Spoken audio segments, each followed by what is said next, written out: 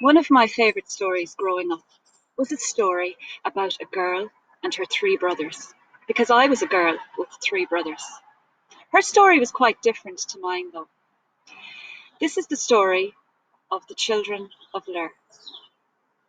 Fionnuala, A, Con, and Fiachra were four wonderful children who lived in a castle with their father, King Lir. They had recently lost their mother, and they were very sad and missed her very, very much. Fionnuala always looked after her brothers, and she was often seen under a tree with her arms around the three of them. Or sometimes she would tell them a story, and she would always reach out her arms and hold them close.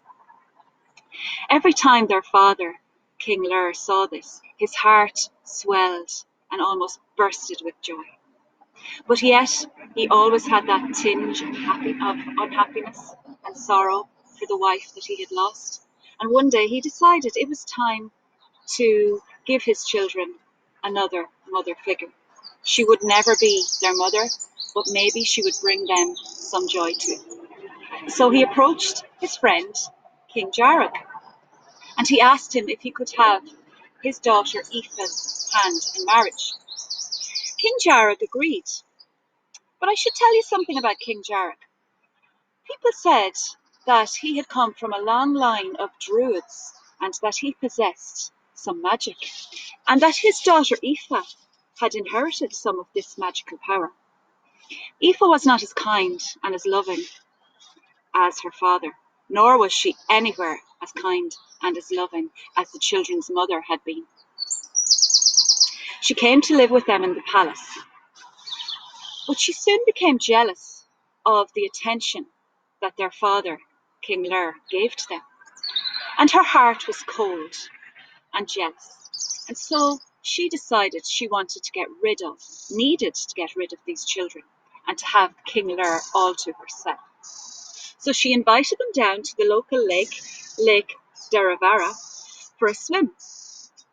She told the children to go for a swim and she would watch them from the shore. The children thought Aoife was okay, and they had no reason not to trust her, so they did as she asked. While the children were swimming in the lake, Aoife took out a druid's wand and she cast a terrible spell. The children who were playing together and enjoying the water suddenly felt very, very strange. They looked down at their hands and at their legs and noticed that a huge transformation was taking place. They had turned and were turning into swans. And in the place of those four beautiful children were instead four beautiful swans. Aoife left them with their voices. And Fionnuala called out, "What have you done, Aoife? What have you done to us? And why?" "I cannot have you taking the attention of my new husband. I want him all for myself. I have turned you into swans, and here you shall remain for 300 years on Lake Deravara. And then 300 years will follow on the Sea of Moyle, until eventually you'll spend 300 more years on Inishglora. And you will never return to human form until you hear the sound of church bells. Aoife, please, please, let us return to the palace. Let us return to our father. You can't do this to us." But Aoife was already gone. Now, when King Lir saw his new wife returning without his children, of course he was alarmed. And he asked her, "Where are my children?" "They're down by the lake," she said. Without hesitation, King Lir went straight down to Loch Deravara looking for his children, but of course he couldn't see them anywhere. "Oh, they must have disappeared," said Aoife, who had followed him.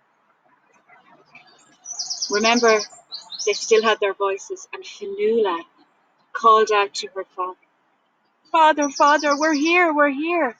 Now, at first, King Lir was very, very confused, but then he heard that the sound was coming from the swan, and he noticed four beautiful swans, one slightly bigger than the others, coming towards him at the lake.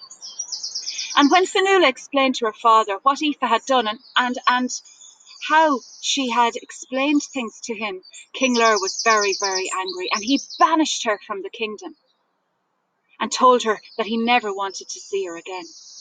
Now, legend has it that Aoife went back to her father, King Jarach, who was equally ashamed and horrified by what his daughter had done, and he, using his own magic, changed her into a bat, and some say she's still seen flying around and round in the dark. King Lir was heartbroken, and he spent all his days down by the lake, Daravara, listening to the sad, beautiful, melodic song of his children. Every day he waited and hoped that maybe they would turn back to his children, but if that wasn't possible, he was happy to hear their voices. His time came, and eventually he died there by the lake. The children were heartbroken and could do nothing except extend their wings to their father. And 300 years passed, and they went on to the next part of their journey, which was the sea between Ireland and Scotland, the Sea of Moyle. And over those 300 years, there were many, many storms and much bad weather. But Fionnuala always kept her brothers close under her wings. She gathered them to her and tried to protect them as best she could. That was a hard time.